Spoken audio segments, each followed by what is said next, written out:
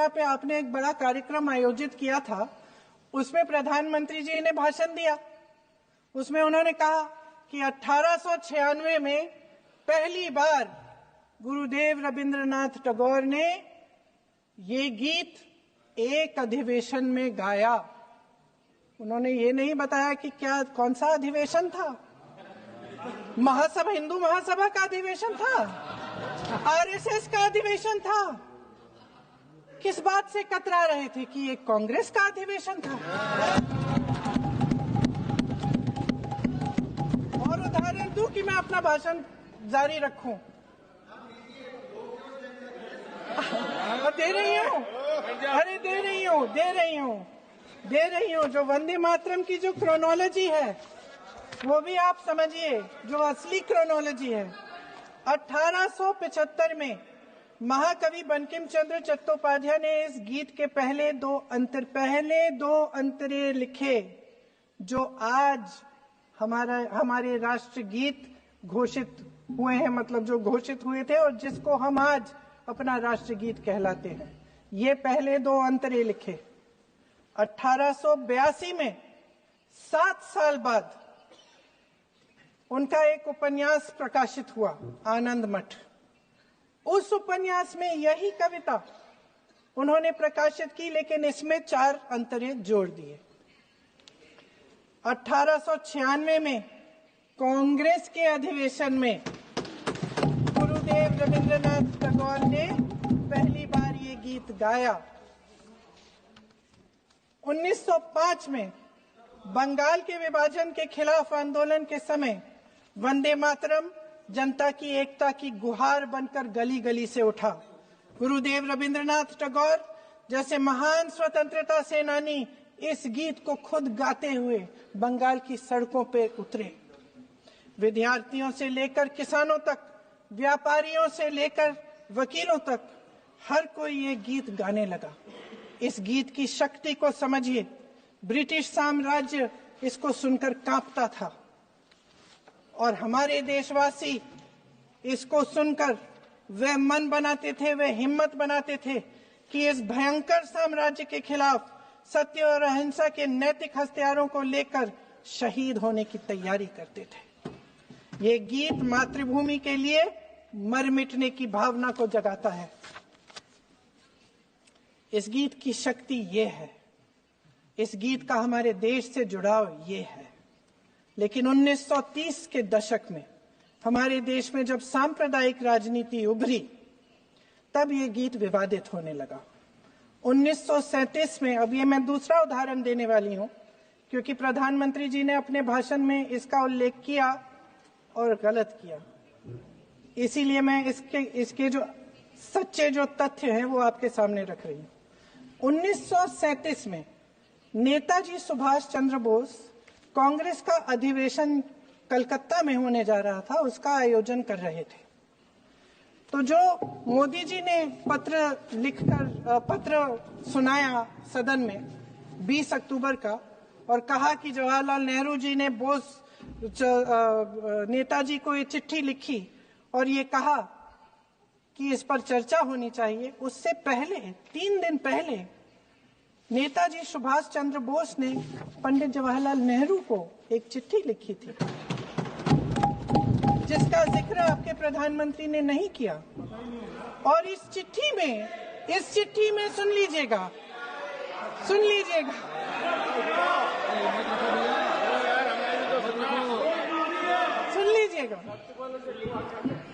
आप नेताजी के लफ्ज नहीं सुनना चाहते? बंगाल का चुनाव आ रहा है।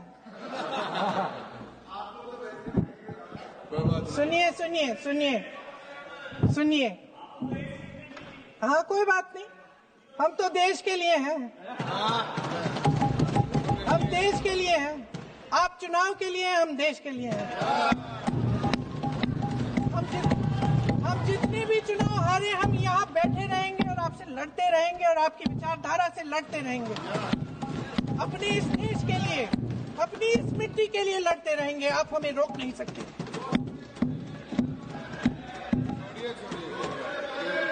सुन लीजिए सुभाष चंद्र बोस जी ने क्या कहा, सुन लीजिए। सुन लीजिए, my dear Jawahar, reference Vande Mataram. We shall have a talk in Calcutta and also discuss the question in the working committee if you bring it up there. I have written to Dr. Tagore to discuss this matter with you when you visit Santi Niketan. Please do not forget to have a talk with him when you visit Santi Niketan. ये 17 अक्टूबर को लिखी जाती है। 10 अक्टूबर को नेहरू जी इसका जवाब देते हैं और आपके और 20 अक्टूबर को, हाँ ठीक है, 20 अक्टूबर को नेहरू जी इसका जवाब देते हैं। इस जवाब की एक पंक्ति प्रधानमंत्री जी ने सुनाई, बाकी पंक्तियां क्यों नहीं सुनाई? क्योंकि उनमें नेहरू जी क्या कह रहे हैं? There is no doubt that the present outcry against Vande Mataram is to a large extent a manufactured one by the communalists. Whatever we do, we cannot pander to communalists' feelings, but to meet real grievances where they exist. I have decided now to reach Calcutta on the 25th morning. This will give me time to see Dr. Tagore as well as other friends. समझ रहे हैं आप? प्रधान चुप है, तो समझ ही गए होंगे। फिर क्या होता है? फिर नेहरू जी कलकत्ता जाते हैं और गुरुदेव जी से मिलते हैं और उसके अगले दिन गुरुदेव जी एक चिट्ठी लिखते हैं जिसमें वो लिखते हैं, अंग्रेजी में चिट्ठी है, उसका एक अंश मैं आपको हिंदी में बता देती हूँ, जिसमें गुरुदेव जी कहते हैं कि जो 2 अंतरे हमेशा गाए जाते थे उनका महत्व इतना गहरा था कि उस हिस्से को कविता के शेष हिस्से तथा पुस्तक के उन अंशों से अलग करने में उन्हें कोई कठिनाई नहीं थी। उन्होंने ये कहा कि स्वतंत्रता संग्राम में हमेशा से वही 2 अंतरे ही गाए जाते थे और उनको गाते हुए कुर्बानी देने वाले सैकड़ों शहीदों के सम्मान के लिए उन्हें ऐसे ही गाना उचित रहेगा। उन्होंने यह भी कहा कि बाद में जोड़े गए अंतरों का सांप्रदायिक मायना निकाला जा सकता है और उस समय के माहौल में उनका इस्तेमाल अनुचित होगा।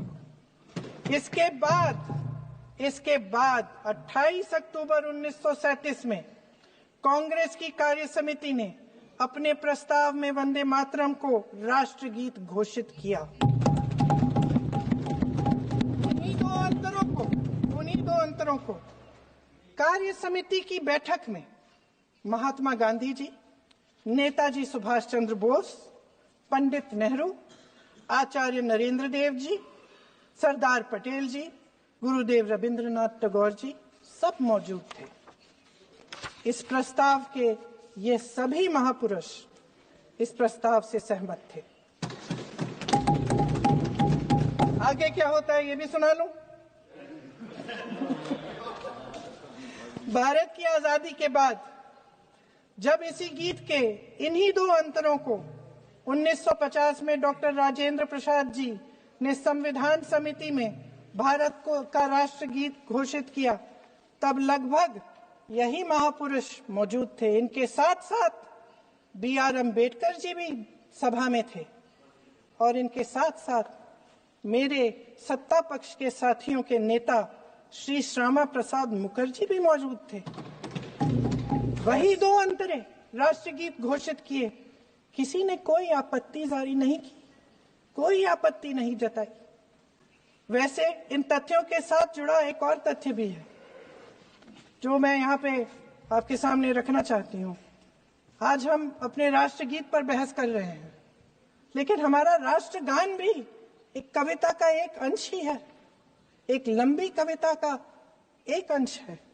और इन दोनों राष्ट्रगीत और राष्ट्रगान के अंश को चुनने में सबसे बड़ी भूमिका गुरुदेव रविंद्रनाथ टैगोर की थी।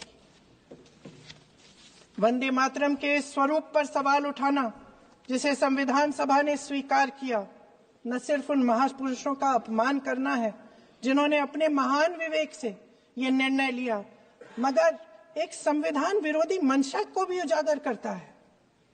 क्या सत्ता पक्ष के हमारे साथी इतने अहंकारी हो गए हैं कि अपने आप को महात्मा गांधी जी से, रविंद्रनाथ टैगोर जी से, राजेंद्र प्रसाद जी से, बाबा साहब अम्बेडकर जी से, मौलाना आजाद जी से, सरदार पटेल जी से, सुभाष चंद्र बोस जी से बड़ा समझने लग गए हैं।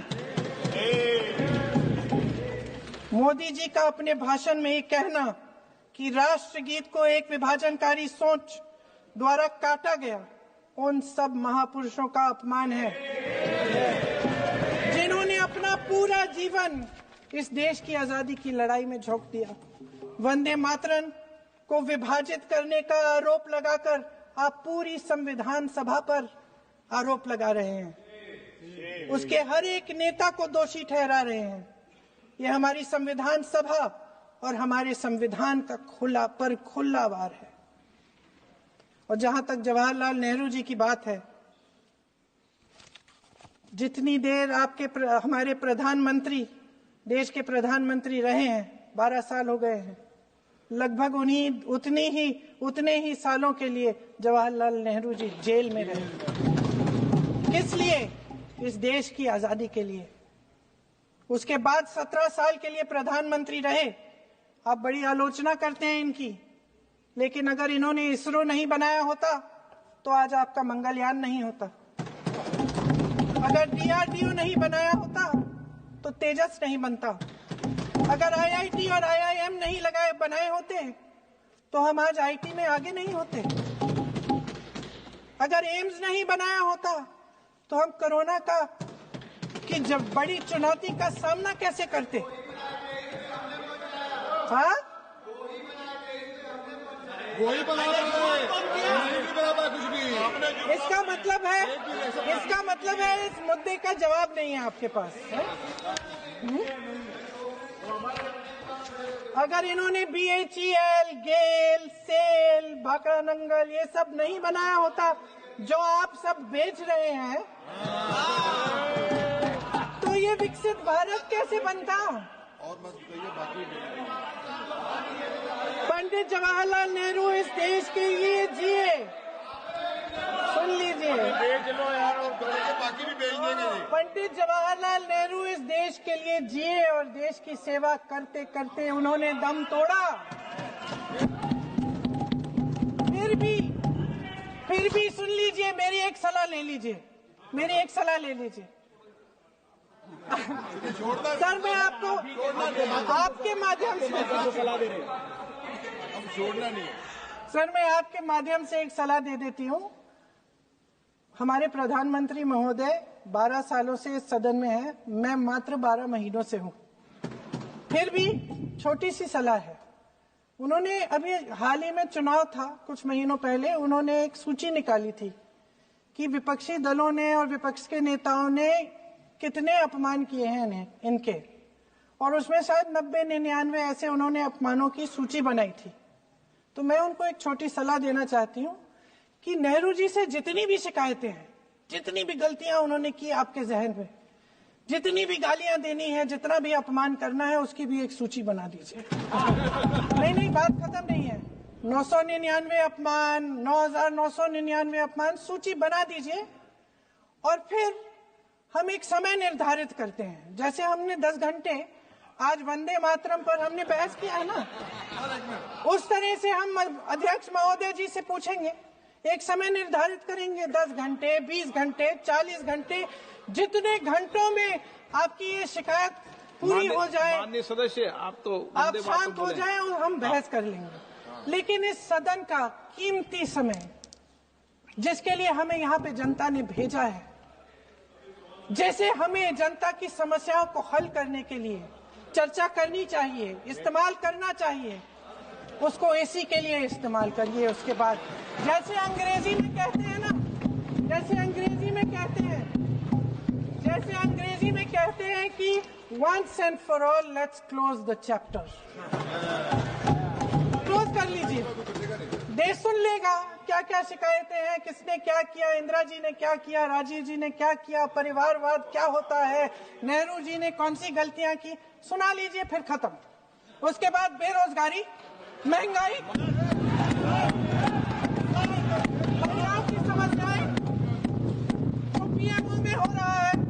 बातें, उसकी चर्चा, जो बैटिंग ऐप के बारे में हो रहा है पीएमओ के अंदर, आप सदस्य प्लीज जो एफस्टीन फाइलों में बोले आपके मंत्री महोदय के नाम निकल आए हैं, मान्य उसकी चर्चा प्लीज करेंगे। आप वंदे मातरम में बोले आप इधर उधर डाइवर्ट मत हो।